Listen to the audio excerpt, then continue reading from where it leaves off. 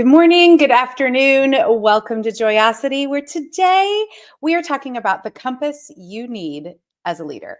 So, if you're a regular watcher of the show, if you're listening, this won't make a lot of sense to you, but you'll notice that I'm in a different place. I was driving north on I-24, coming back from Nashville, and the red battery light comes on in my car. And I'm like, I don't love that.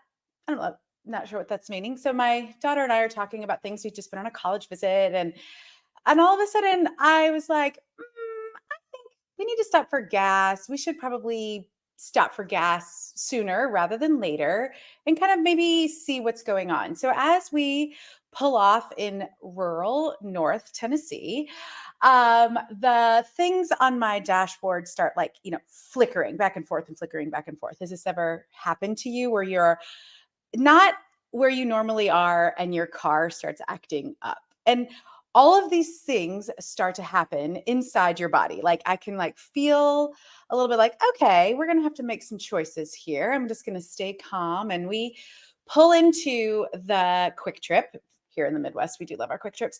And I was a little afraid the car wasn't going to restart. So we get gas, we go to the restroom, get all that stuff done, and the car's not going to restart. So now I have some choices to make.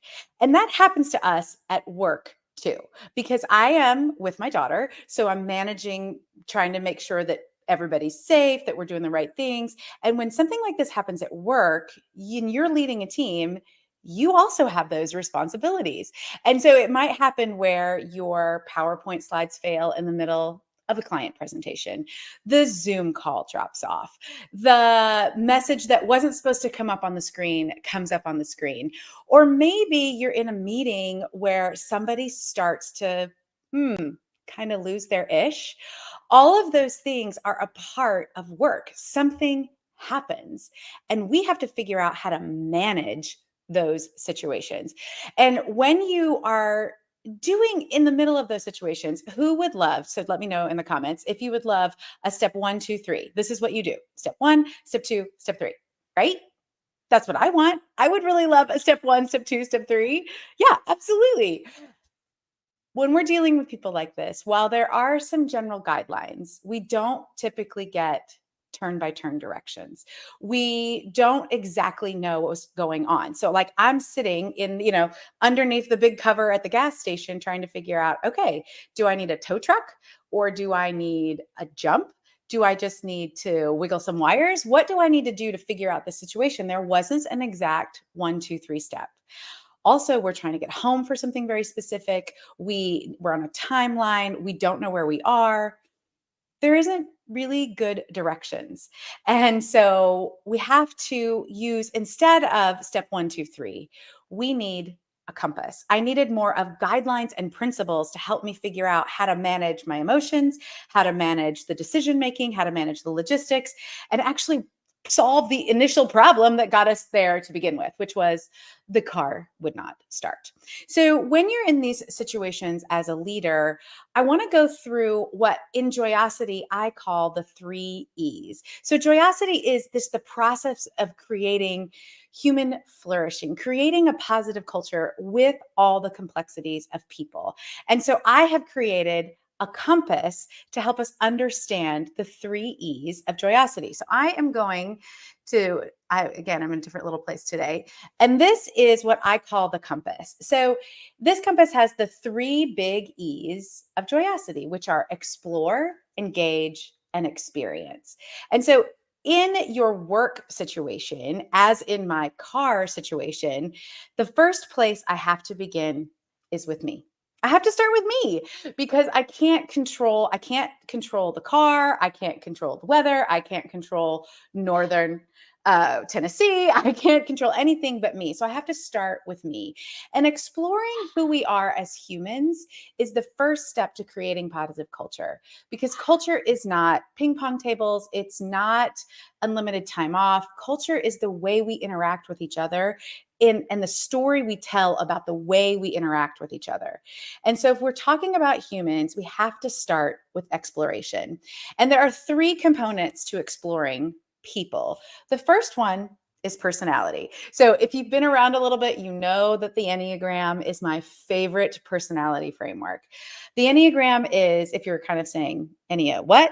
So it's a personality framework that explores the deep whys of our thoughts, feelings, and behaviors. And it's an incredible tool. I was just last week at a large quick serve food corporation organization working with one of their teams, and was the first time somebody said, it's the first time I really understood how my personality impacts not only the way I work at work and how we work together as a team, but also in the rest of my life, in my personal life as well. So that's what I think the power of the Enneagram is. And so understanding how your personality and exploring that, and how your personality reacts to things, and what your personality wants and needs, that, and what the strengths are of that, that is a great place to start with understanding how to create positive culture. And the next thing about exploring is I call stories. And stories, oh, hey, Amy, stories are the way we think about our thinking. The fancy term for that is called metacognition, because we live in making meaning all over the place. I create a story about myself in that moment. Did I miss something in the car? Did I not plug in the microphone during a presentation? Did I not tell this person that's freaking out in the meeting this beforehand? You start to create meaning around this. And we also tell stories about other people. And we tell stories about the situation. All of that ability to examine your story, to explore how you create stories, that is why we explore that, because the meaning we create determines our results. And I have a whole keynote that I work on that. And when I'm working with clients in the retreat I'm doing in February, we're going to talk deeply about the stories that we tell, because we can change them. But the first thing you have to understand is that your personality impacts your stories, and your stories impact your results. The next thing I always choose to explore are our values. Values are a guiding light. They determine all the ways that we want to behave in the world. And we have values whether we identify them or not. So exploring your values and clarifying them really gives them power. It gives them power to help us make better decisions. It gives us power to understand when someone's stepping on our values. That might be why we get a little frustrated. But exploring your values is a powerful guiding light. So I'll come back to how I used the exploration in sitting at the Quick Trip parking lot. But I just want you to know that when you're creating positive culture, you have to explore these three things in order to get anywhere. And the next thing we do is we engage. The engagement, that big blue bubble, is all about how we interact and engage with people. We talk a lot about employee engagement. We talk a lot about employee retention. All of that is because it's the way we interact with people. That's why engagement is so powerful. And emotion and emotional regulation are a huge overlooked part of how we create positive culture. So there was a moment when I was sitting in the car and I was getting incredibly frustrated because the tow truck was supposed to be there. It was not yet. It still wasn't yet. I kept looking at the app. It's still not yet. And I can feel my emotions start to get really ramped up. And I had to figure out how to stay calm in that moment in order to not freak out my daughter or other people who are around, or start yelling at someone. Emotional regulation, if you were listening a few weeks ago about emotional intelligence with Roberta, is a huge component of leadership. And that is how we engage and connect with others. So if you've ever heard of EQ, just tell me in the comments that yes, EQ is important, because that is how we engage with others. So that's that part of the compass. How do we engage with others? The next part is communication. And this is how we actually get the ideas that are in our head into other people's brains. And we understand what other people are saying. The goal of communication is always shared meaning. That's how we interact with others. And so understanding your communication skills and how you engage with people are a huge part of creating positive culture.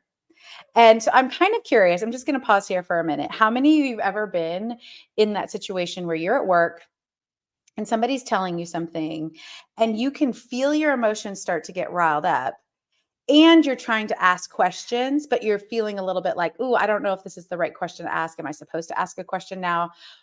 That is communication skills and emotional regulation and emotional intelligence interacting together. That's why we have to talk about both of them. When we practice skills, we pull them apart, but they interact together. And then what you're doing when you're like, ooh, should I ask this question or not? You're actually making a decision. And that's the next skill in engagement. That is how we start to interact and then make a choice to get something done. We have to make decisions. Yes. Oh my gosh. Yes. I've been in that meeting too. I totally understand. And so when we engage with others, we have to learn the skills because I have definitely been in some incredibly difficult situations in workplaces where the decisions that are being made are unclear. The way they're being communicated is unclear. The decisions don't feel like they match values. So there's this misalignment. And then everybody is kind of frustrated and angry walking around and just kind of, I'm just going to get my job done, whatever. All of that is because engagement skills the power skills aren't there. That is why it's so important in positive culture to think about these as guiding compasses, that we have to have healthy emotional intelligence, that we need clear communication skills and wise decision-making skills. Those are the components of engagement. And the third element, after you've been exploring and you're engaging, then there is an experience that we create.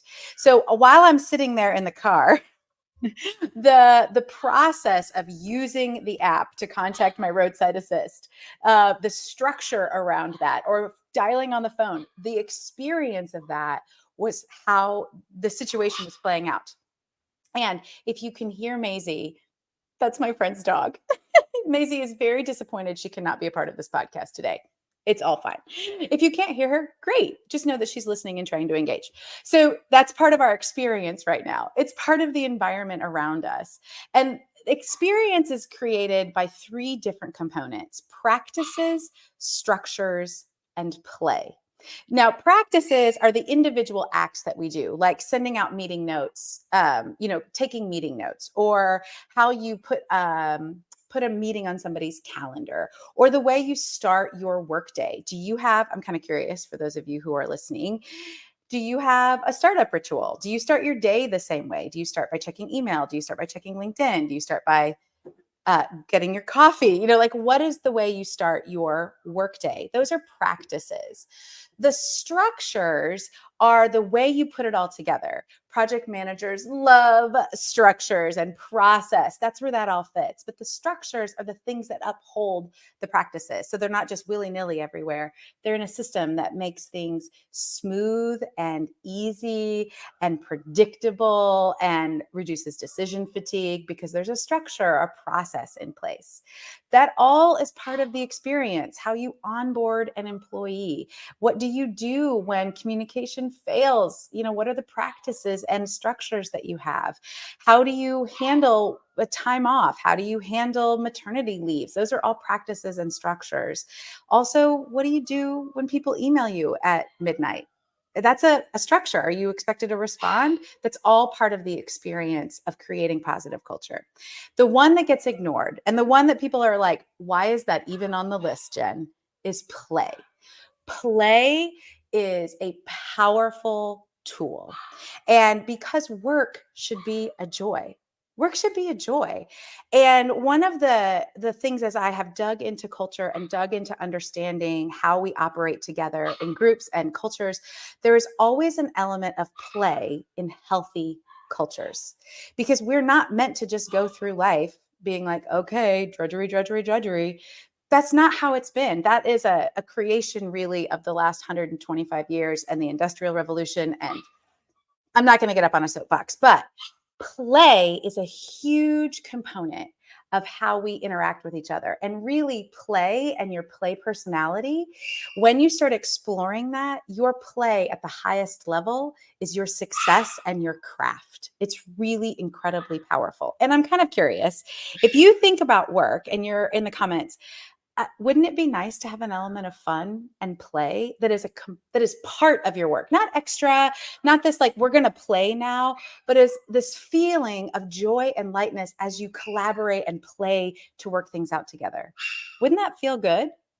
I think that it feels amazing when you're in that space. When you're in flow, when everything's kind of popping and the work is happening, you're like, oh, this idea and that idea. That's an element of play. And that is why play is a key piece of creating positive culture in the experience. So, this is the compass that we need. As a leader working to create positive culture, we have to explore who we are as humans and who we are as an individual without anybody else and who we are together. We have to engage with others through emotional regulation and intelligence and communication and conflict and decision making skills. And then we craft an experience for people through healthy practices, clear structures, and play. All of these are part of what you need to create Joyosity, to create that positive culture with all the complexities of people. It's not a 1, 2, 3 step. So as I'm sitting, in again, my van, and I have somebody who's getting frustrated. Also, I'm getting frustrated. I have to choose, what am I going to do? And I lean on my personality is getting activated right now because I'm feeling limited.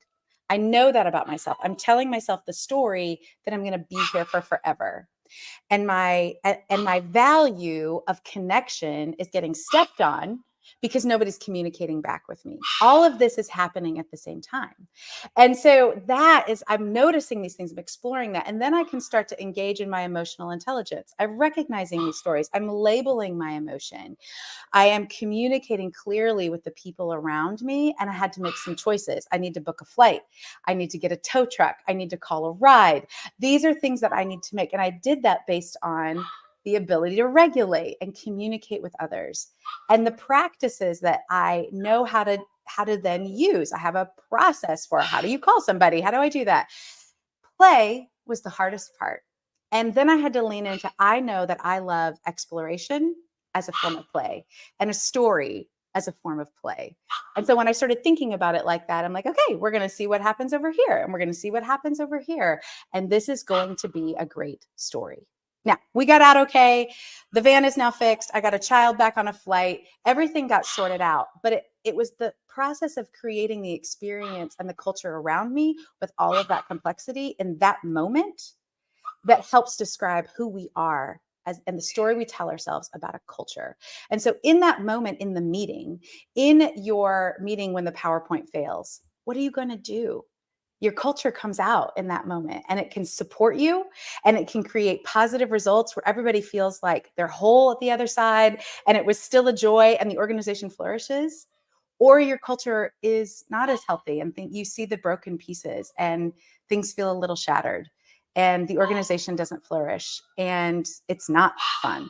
That's the other side of that. So this compass is what you need to create that positive culture with all the complex people that are living around you. So I would love to connect with you further. If you want to know more about this, if you're like, hey, I want to figure out how to bring this in to my organization or for me as an individual, I would totally love to connect with you. And you can connect with me here on LinkedIn. If you're listening to the podcast, just go to my website, jennwhitmer.com, Jenn with 2 N's, Whitmer with an H, JENNWHITMER.com, and connect with me. And I would love to just offer you a phone call. We can talk a little bit about how do you explore, engage, and experience to create that positive culture. Maisie really, really wants to participate today. I hope that you enjoyed her. If you can hear the dog, give her a little treat in the comments because she's tried to participate the whole time. If you can't hear her, fantastic. Know that she's still hanging out back there. I hope that you have had some things spark in you about, wait, this is possible. When something happens, my culture can support me in a way that is positive, and I can create this with a compass. It's not a 1, 2, 3 step, but it is a compass that can guide you toward creating that positive culture where work is a joy. It's enjoyable what we do and how we work together. You feel whole and connected, and your organization flourishes too. We can create that together. Next week, I will be back here again live at 1 p.m. Eastern here on LinkedIn and YouTube. If you're catching the podcast, it launches for official on September 21st. Please go, Joyosity, to listen on Apple, Spotify, Google Play, and rate and subscribe. It really helps us out. And so I'm so excited about the launch on Thursday. If you're catching this later, you were here. Late to the party, still a party. So glad that you're here. Make sure you join us next week with Matt. And it's going to be a great day talking about the neurobiology of creating positive culture. All right, everybody, have a great Monday. So let me put my coach hat on for just a sec.